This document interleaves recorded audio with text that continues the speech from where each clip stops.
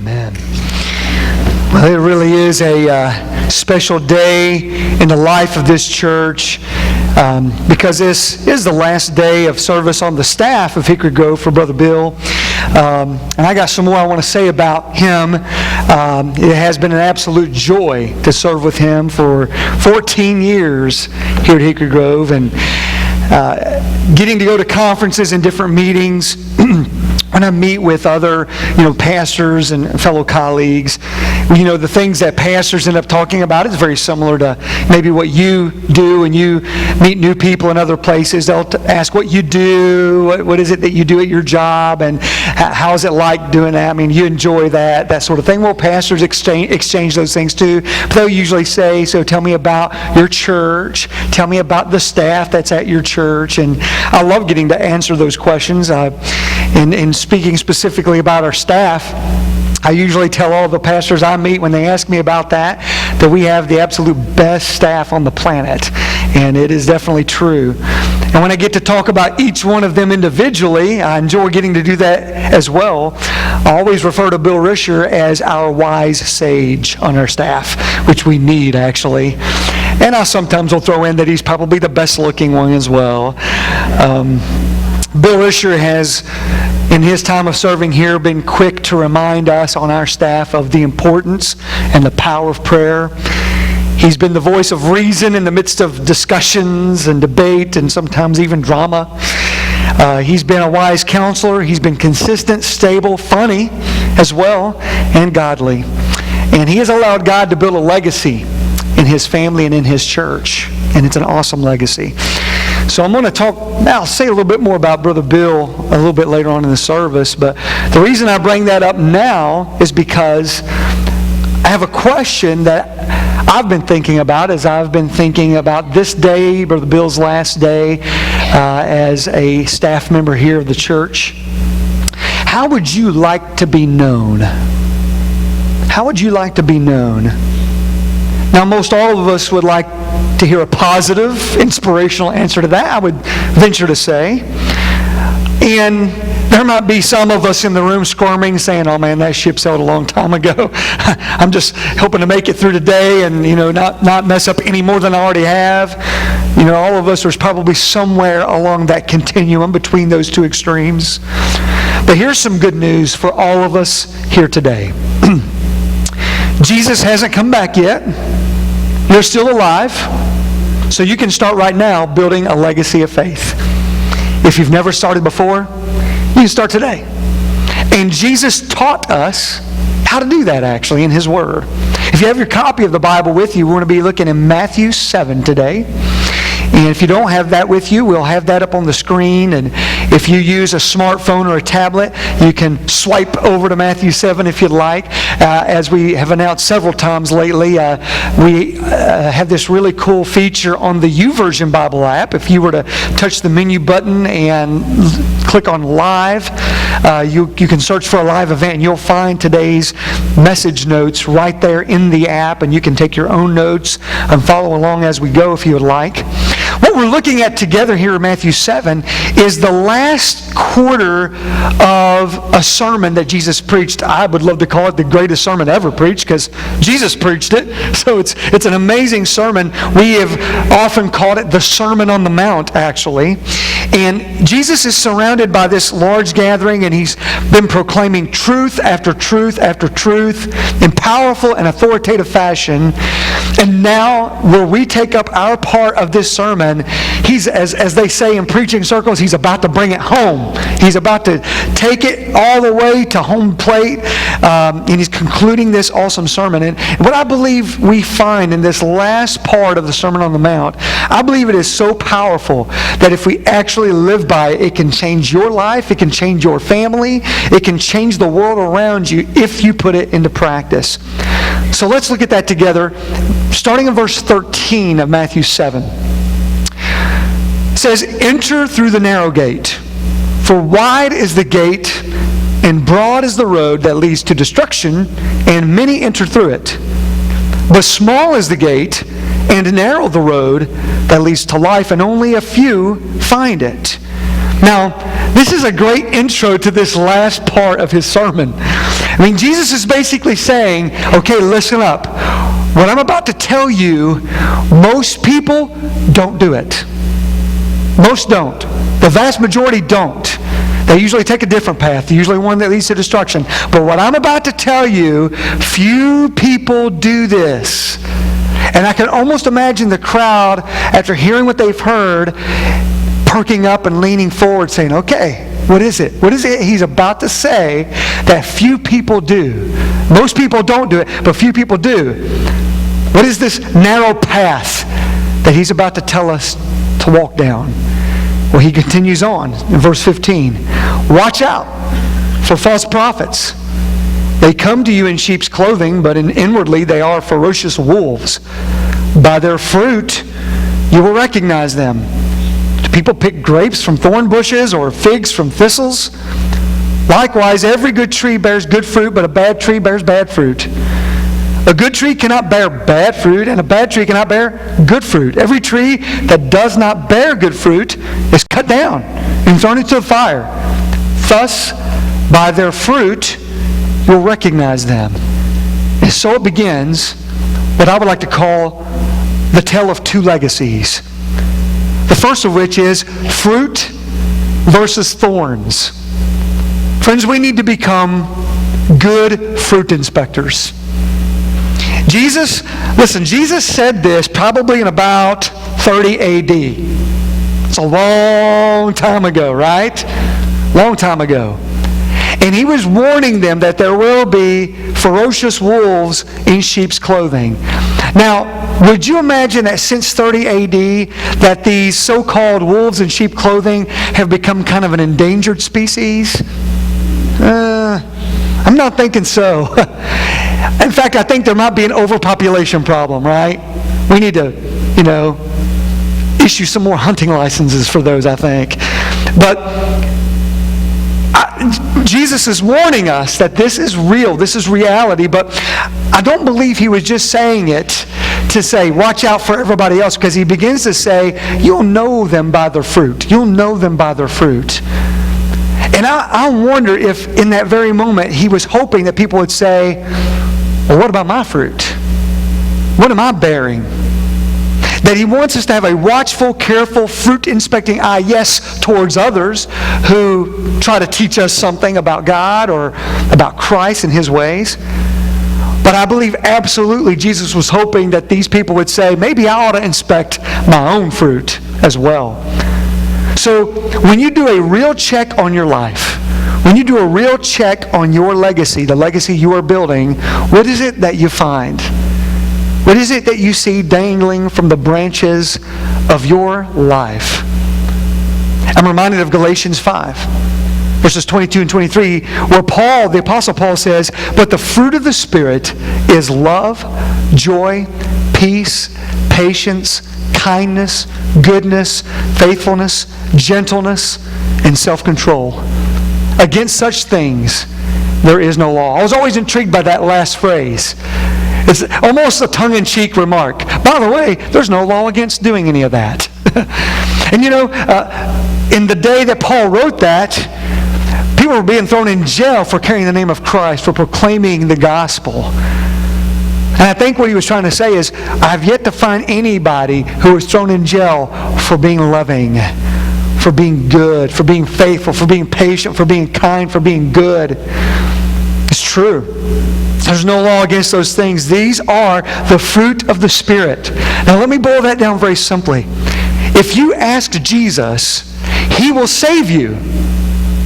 And when he saves you, he places his Spirit within you. And when you have his Spirit, or maybe a better way to say that is when you let his Spirit have you, you can and will bear fruit. That's good news, isn't it? He does the fruit bearing within us, but we got to let him have his way with us. We've got to let him have control over us. And we must desire to bear that fruit. It's certainly a choice that we can make. We can decide, are we going to be that good tree or that bad tree? Am I going to begin a legacy where people will look at the branches of my life and see fruit or thorns?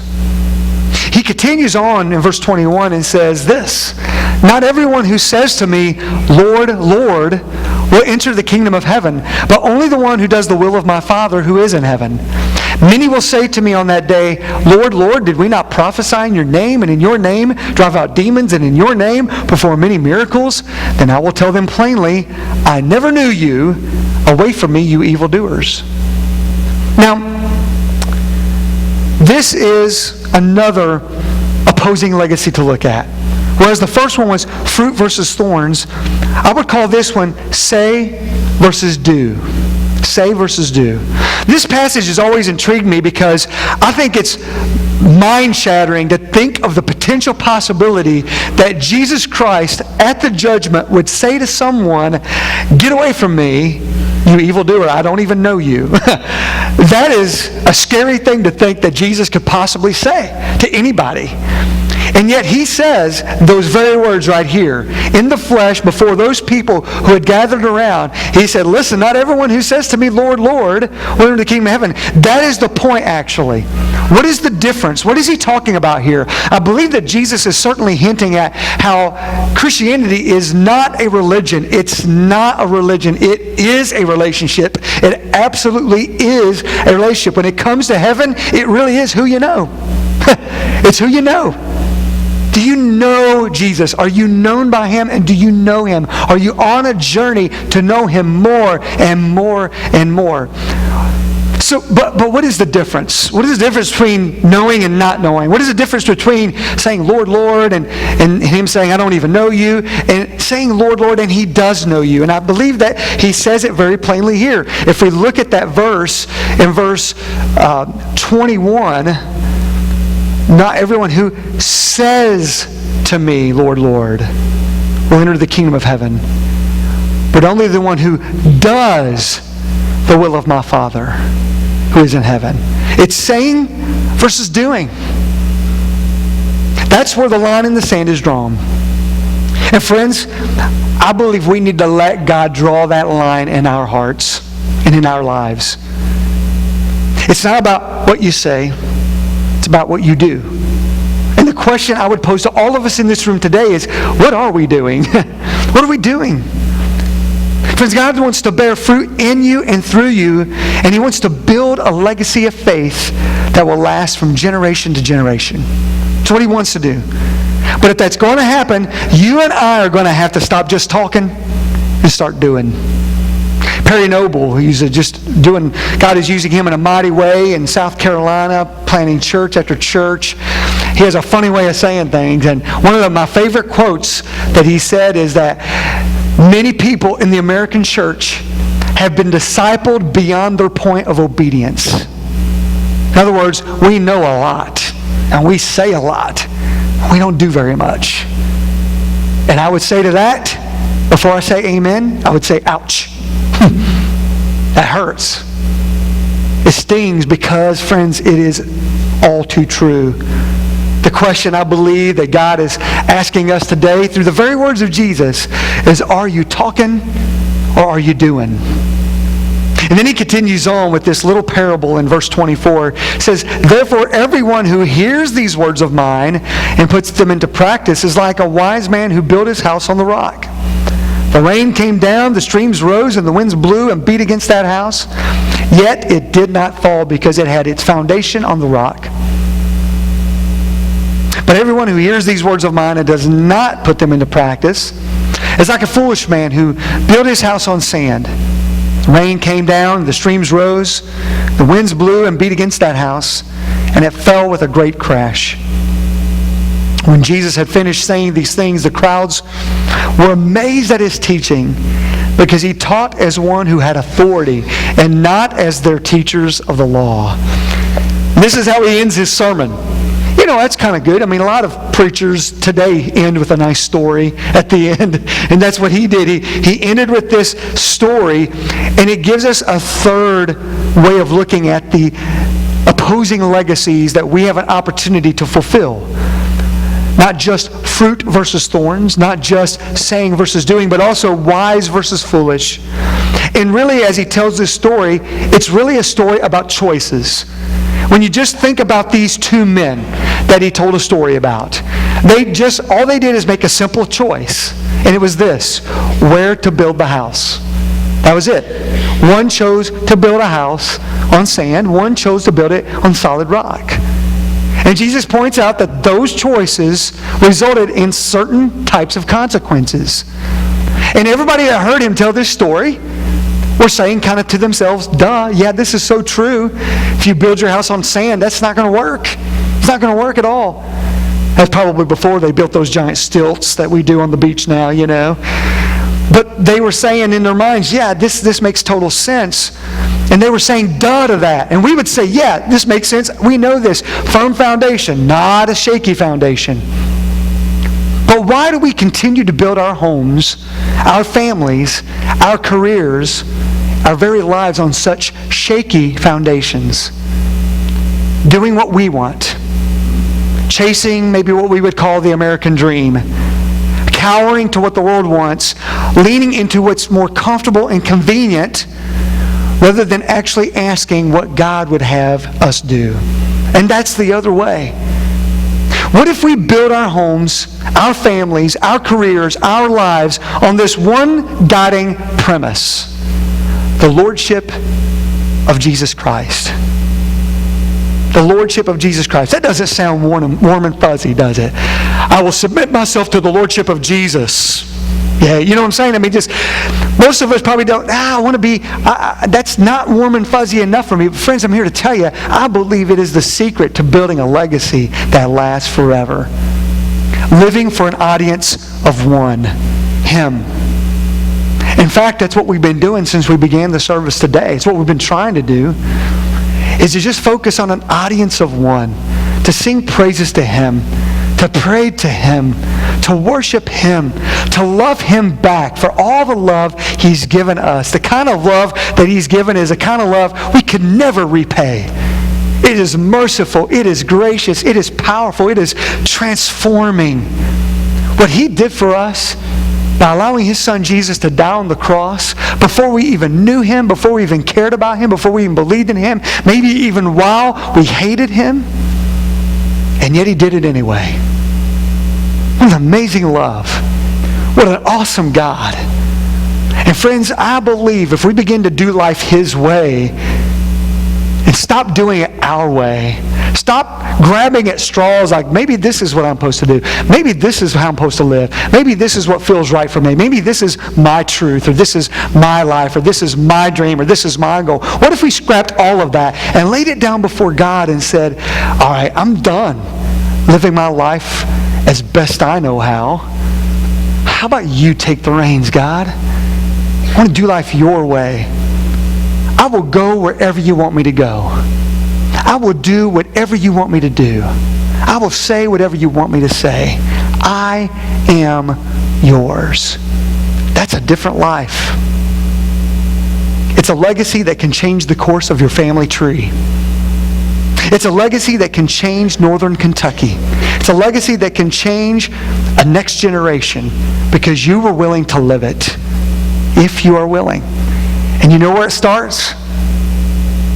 It starts with you, one person at a time, being willing to do that. I've had opportunity to meet some people in the past couple of weeks, and I get to know them and learn more about them.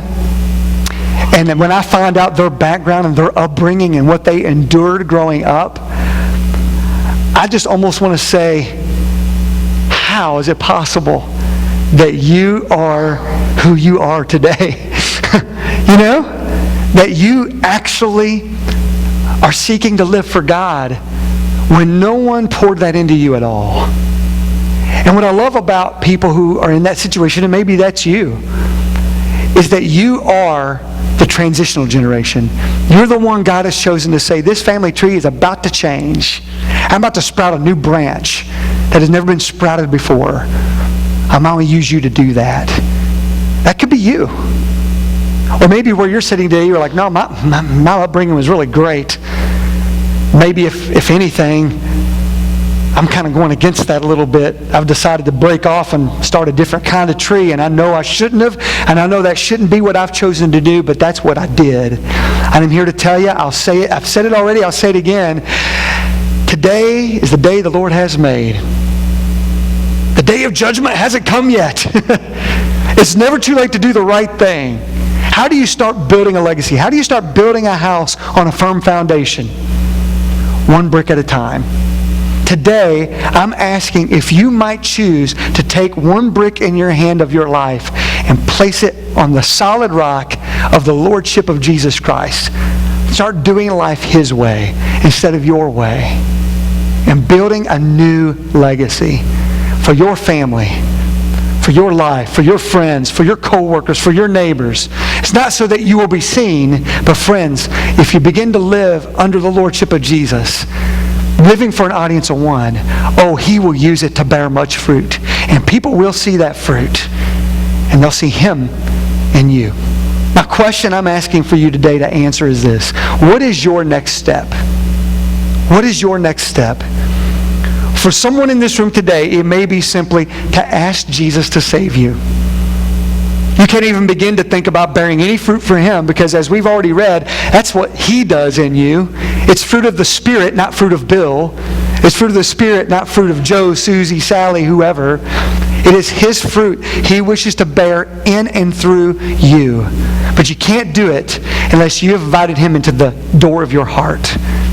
So for someone in this room, maybe your first step, your next step is the first step. To ask Him to save you.